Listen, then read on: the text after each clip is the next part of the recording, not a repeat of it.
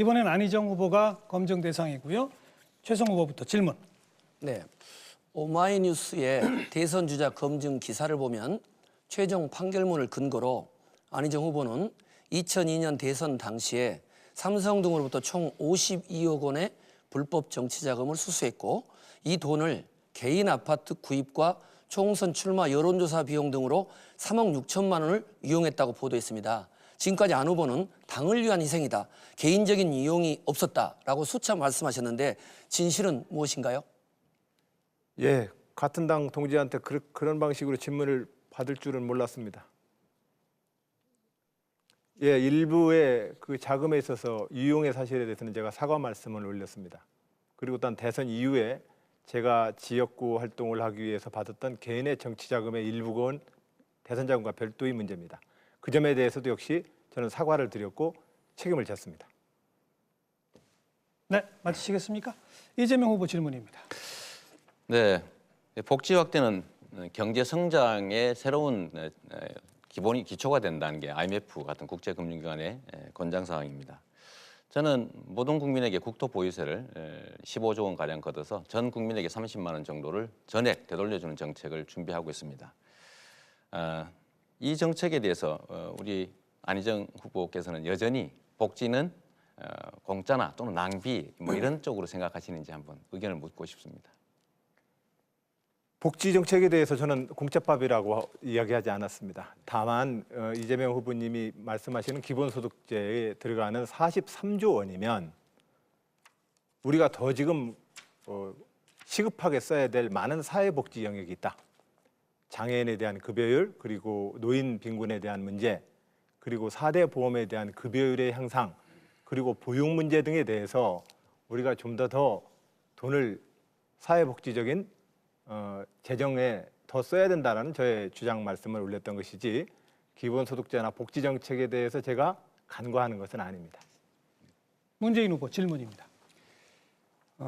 우리 안희정 후보는 구체적인 공약보다는 가치와 철학을 가진 후보를 뽑아야 한다, 이렇게 이제 말씀을 하셨고 실제로 공약의 지금 구체적인 내용이 지금 잘 보이지 않습니다.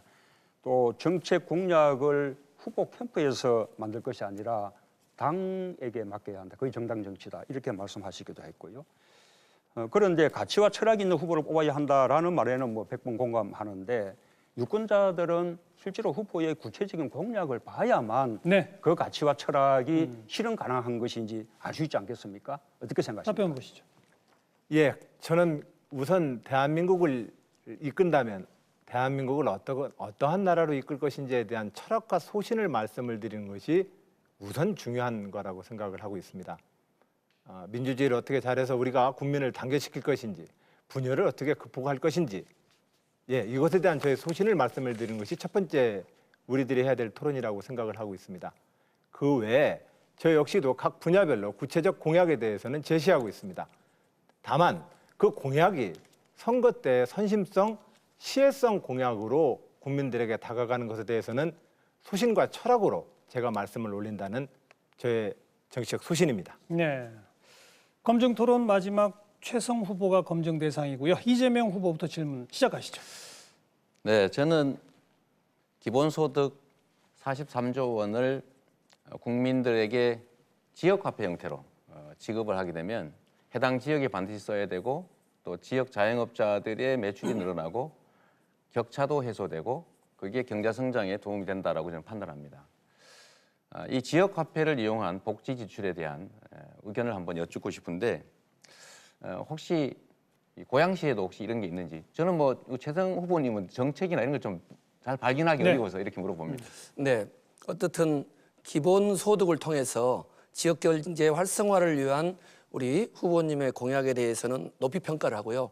그러나 수십조가 들어가는 예산을 투입해서 지역경제를 활성화하는 것도 좋지만 우리들의 지금 가계부채, 기업부채, 국가부채 수준을 보면 거의 1인당 1억이 넘는 이런 위기관리적 상황인데 우리가 어떤 기본수당, 청년수당을 주는 것도 좋지만 어떻게 하면 국가 경쟁력을 강화하고 똑같은 예산으로 재벌의 아들에게도 100만 원 주는 것이 아니라 고양시에서 추진하는 청년 스마트타운과 같은 그런 청년들의 근본 문제를 푸는 게 좋다, 이렇게 보고 있습니다.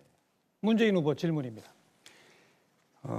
다음 정부의 최대의 과제는 역시 일자리라고 생각합니다. 근데 일자리 만들기는 역시 이제 중앙 정부와 지방 정부가 서로 협력해야 할 그런 사업인데요. 그런데 지역이 자체적으로 독자적으로 일자리를 창출하기는 참으로 어렵지 않습니까? 그래서 정부의 강력한 국가 균형 발전 정책을 필요하다 생각하고 참여정부 때는 그 방안으로 혁신 도시를 만들었습니다. 우리 최성 시장님은 수도권의 단체장이신데 국가 균형 발전 정책에 대해서 어떻게 생각하시는지요? 네. 가장 중요한 것은 미국식 연방제 수준의 혁신적인 자치분권 개헌을 이룩하는 것이 중요하다고 봅니다. 수도권만의 문제가 아니라 지방의 이 기업 또 대학 경제는 심각합니다. 이 일자리 창출은 중앙정부에서 일방적으로 추진하는 것이 아니라 지방정부의 수장들이 지역에 있는 혁신 기업들과 함께 일자리 창출을 만들어내고 지금 하고자 하는 4차 산업혁명이라든가 청년, 어르신 일자리도 중앙에서 이런 어떤 집권적인 형태가 아니라 자치정부의 획기적인 방향, 미국식 연방제 수준의 지방분권 개헌, 그것이 답이라고 봅니다. 네, 생방송으로 진행되고 있는 더불어민주당 대선 경선 후보 토론회 열띤 토론 이어가고 있고요. 단문 단답으로 한 후보에게 세 분의 후보가 검증 질의 응답을 듣는 검증 토론을 마무리 지었습니다.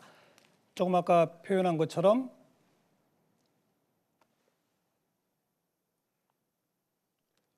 안희정 후보께서 저한테 질문할 게 하나 더 남은 것 마지막 같습니다. 질문이 남아 있었나요? 지금 남았습니다. 제가 갑자기 순서를 까먹었습니다. 시청자 여러분께 또 네 분 후보께 정중히 사과드리고요. 안희정 후보께도 또 한 번 사과드리고요. 아닙니다. 30초 질문 시작하세요. 예, 최성 후보님께 마지막으로 제가 질문 올리겠습니다. 다음번 정부에서 연정을 해야 합니까? 이런 여론조사를 했을 때 국민의 압도적인 다수 70% 이상이 연정은 필요하다 이렇게 말씀을 하셨습니다. 국가 위기 극복을 위해서 안정된 정치 세력 또는 의회의 협치와 타협의 정치가 필요하기 때문입니다. 김대중 대통령 역시 DJP 연합을 통해서 외환 위기를 극복했습니다. 네. 어떻게 생각하십니까? 네, 우리 안희정 후보께서는 끝까지 연정으로 몰아가시는데 연정과 협치는 다르고요. 다른 제 정당과의 협치와 연대는 좋지만 대연정을 하는 경우는 연립 정부를 구성하는 겁니다.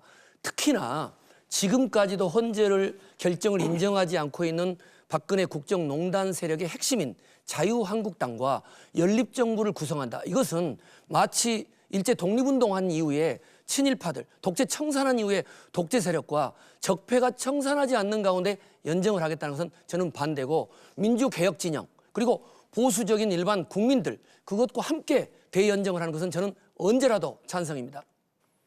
네, 이제 이번 토론의 하이라이트라고 할 수 있는 주도권 토론 시간이고요.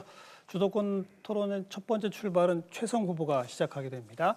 9분의 시간을 드리고 말 그대로 주도권 토론이기 때문에 누구에게나 질문하실 수 있고 답변 듣다가 답변이 좀 길면 끊으셔도 상관없습니다. 너무 야박하게 하시면 저한테 끊김을 당하니까 그것만 유의하시면 되고요. 다만 세 분 질문 후보한테 그래도 꼭 하나씩은 질문을 하셔야 되기 때문에 마지막 한 2분이 채 안 남은 시간인데 한 분한테만 계속 하고 계시면 그때 제가 잠깐 제지해 들어가도록 하겠습니다. 최성 후보가 좀 모범적으로 주도권 토론을 이끌어가 봐 주시길 부탁드리고요. 9분 시작하세요. 네, 안 후보님. 아까 제가 질문했을 때 동지로서 가슴 아프다고 했는데 저도 상당히 불편한 건 사실입니다. 그러나 이번 대선은 박근혜 대통령 탄핵 이후에 치루어지는 청렴성에 대한 검증이고 삼성 등 정경 유착 또 여러 가지 청렴성이 워낙 중요하기 때문에 동지면서 또 가족이기 때문에 이 경선 과정에서 그것을 철저히 검증하지 않으면 무지막지한 자유한국당 세력들이 본선에서 검증할 것입니다. 지금 우병우 전 민정수석 같은 경우도 과거에 이런 삼성 비자금 수사다 또 안대희 전 중앙 중수부장 이런 분들이 우리 더불어민주당의 청렴성, 도덕성 이런 부분을 주목할 거기 때문에 그런 점에서 조금 더 사감이 있는 것이 아니라 여기서 확실하게 검증하고 가자 하는 취지입니다. 또 과거 박근혜, 이명박 두 후보의 경선 검증 때 철저히 박근혜 후보의 도덕성, 최태민 목사의 문제가 검증됐더라면 오늘과 같은 국가적인 불행은 없었을 거라는 점이니까 그런 저의 충심을 이해해 주시기 바랍니다. 그래서 지난 2차 토론회 때 저는 제 개인의 범죄 수사 경력 증명서 또 병적 증명서, 재산 신고서 등등을 공개를 했던 겁니다. 한 가지 질문을 드리면 이번에 어떻든 오마이뉴스에 나와 있는 검증팀에서 우리 안희정 후보에 대한 불법 정치자금 내역 이런 부분들을 검증하면서 개인적인 유용이 있었다. 분명히 명기를 하고 있는데 오늘도 지금 말씀을 들어보면 다른 인터뷰에서는 개인 유용은 없었다. 당에 희생됐다. 어떤 게 사실인 겁니까? 예, 제가 아까 동지로서 유감스럽다는 말씀을 올렸던 것은 그런 깊은 애정을 가지고 질문을 주셨는데 제가 또 동지로서 유감이라고 했던 말이 아니 또 그 신뢰가 말씀은 됐었나 드렸고 봅니다. 어찌됐든요. 이 정치자금 예. 이 결과에 있어서 답변 드리겠습니다. 예. 개인적 유용이 예. 있었느냐 없었느냐는 것은 앞으로 우리가 예. 대선 치르는데 아주 중요한 문제인 거죠. 그래서 제가 그 말씀을 올리겠습니다. 제가 50여 원의 그 대선 자금 전체가 제가 어떤 유용했다라고 표현하는 것처럼 들리기 때문에 제가 유감이라는 말씀을 드렸습니다. 제가 2003년도 저의 집을 이사하는 과정에서 일시 네. 변통을 했던 건 사실입니다. 네, 그 해명 내용 예. 제가 알고 있습니다. 예, 그것은 다 이미 그러면 예, 오마이뉴스에서 예. 나온 네. 최종 판결문을 보고한 그 내용 보셨습니까? 오마이뉴스 기사를 못 봤습니다. 아직도 못 보셨어요? 네, 네. 어떻게 그걸 못 보실 수 있나요? 그러면 그 내용은 명백한 허위사실이에요. 왜냐하면 최종 판결문을 보고 쓴 내용입니다. 예. 그러면 제가 지난번 2차 토론을 이야기했던 이 최종 판결문을 공개를 하자고 해서 저는 공개를 했는데 당과 또는 뭐 국민들 앞에 공개를 하실 용의는 있으십니까? 최종 판결문은 예, 이미 다 공개돼 있습니다. 네? 다 돼 있습니다. 네, 그러니까 예, 그걸 다돼 공개할 있습니다. 용의가 있다는 거죠? 이미 다 돼 있습니다. 다 돼 있고 2010년, 14년 제 도지사 선거할 때도 이미 다 공개돼 있던 사실입니다. 네. 다만 이번에 그 기사의 앞뒤 맥락에 대해서는 그 오마이뉴스의 기사가 적절하거나 객관적 사실에 좀 어긋나는 사실이 있어서 저희들도 좀 확인하고 있다는 말씀을 올립니다. 근데 아까는 보지 않으셨다고 그러셨잖아요. 우리 그 캠프 팀에서 저희 그 같이 일하는 동지들이 그런데 법적 본인의 대응을 하고 있으나 그 중요한 정치자금 네. 수수와 관련해서 네. 개인 유용이 있었다는 것이 몇 주가 된 기사가 나왔는데 그걸 아직까지 확인을 안 하셨다는 게 뭐 좋습니다. 제가 그것은 일시 유용이 있었다는 사실에 대해서는 이미 제가 인정을 했고 그에서는 사과를 드렸기 때문에 좋습니다. 그 부분을 아마 지적하신 거라고 저는 그렇게 이해를 하고 있습니다. 네. 이 오마이뉴스 역시 최종 판결문에 따르면 안희정 후보께서는 대선이 끝난 이후도 박연차 회장으로부터 4억을 받으셨다고 나오는데 반기문 전 총장도 박연차로부터 불법 자금 수수 의혹이 날 때 우리 안 후보께서 뭐라고 하셨냐면 여의도 정당판의 이합 집산에 주판화를 튕기는 기회주의적인 정치 태도다. 정말 심한 비난을 하셨어요. 그러면 우리 안기문 안희정 후보께서 이야기하시는 자유한국당과의 대연정 그리고 본인은 실제 또 박연차 이 회장으로부터 수수까지 한 상황이면 이런 상황이면 과연 촛불민심 이후에 대통령 탄핵 이후에 더불어민주당의 이런 개혁적인 후보로 대통령 자격이 있다 이렇게 생각하십니까? 저는 지난 대선자금 수사와 그 대선자금 수사로 인한 저의 그 처벌은 대선자금에 대한 대표적 처벌이었다는 말씀을 우선 드립니다. 또한 그리고 저 개인적으로 잘못한 부분도 또한 저는 인정을 했고 그에 상응하는 벌을 받았습니다. 그리고 그것으로 인해서 공천을도 받지 못했습니다. 그러나 전당대회를 통해서 또 2010년, 14년 도지사 선거를 통해서 이러한 사실을 네.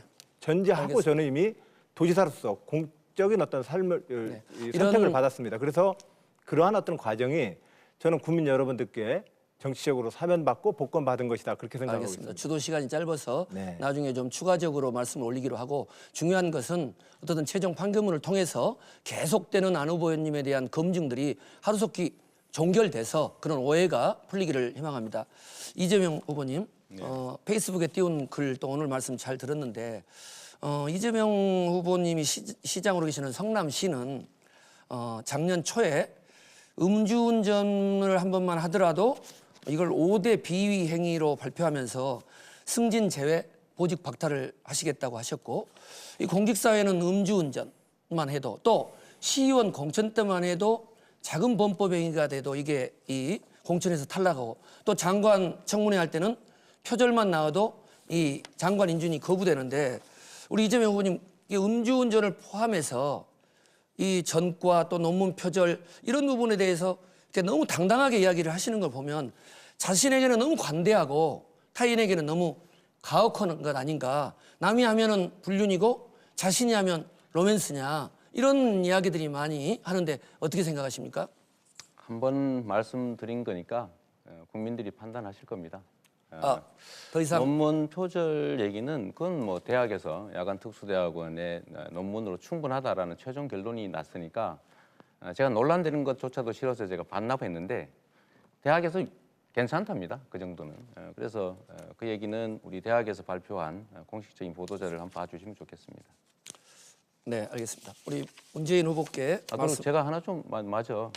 조금 제가 주도 우리- 시간이 잠깐은 네. 다른 아니, 후보께 제가 또 해야 되는 변명을 시간이니까 조금만 더 할게요. 좀 이따 주도하실 네. 때 지금 시간이 주도권은 최성 후보에게 있습니다. 우리 문재인 후보께 좀 제가 개헌 관련해서 좀 말씀을 드리겠습니다. 지금 문재인 후보님의 개헌에 대해서 많은 국민들이 과연 개헌 의지가 있느냐, 이런 문제 제기가 되고 있는데, 지금 이게 광주 전남발전연구원에서 나온 지도입니다. 간단히 말씀을 올리면 앞으로 20년 이후에는 광주 전남 북에 있는 농촌 공동체가 붕괴되고 지도상에서 사라져 버릴 거라는 겁니다. 또 다른 충청, 영남도 마찬가지고, 그래서 저는 해답은 결국은 아까 말씀드렸던 것처럼 미국식 연방제 수준의 자치분권 개헌을 해서 정말 이 지방 대학, 지방 기업 이런 부분을 육성을 해야 된다, 이런 의견들이 많이 나오고 있습니다. 개인적으로는 시간이 짧기 때문에 이런 자치분권 개헌에 대한 문 후보님의 네. 강력한 의지를 피력해 주십시오. 대한민국을 연방제에 버금가는 강력한 지방분권 공화국으로 만들어야 한다. 그것을 위해서 지방분권 개헌도 해야 된다라는 것은 제가 가장 먼저 주장했던 내용입니다. 저는 이미 지난번 대선 때 그 공약을 했었죠. 지금도 똑같은 공약을 하고 네, 있고요. 알겠습니다. 그리고 이 개헌을 내년 6월 지방선거 때 함께 헌법 개정 국민투표를 붙이자라고 네. 약속을 하고 있습니다. 시간 부족 때문에 세 분 예. 후보께 충분한 답변 기회를 못 드려서 죄송하게 생각을 합니다. 주도권 토론 최성 후보의 9분 시간이 다 지났고요.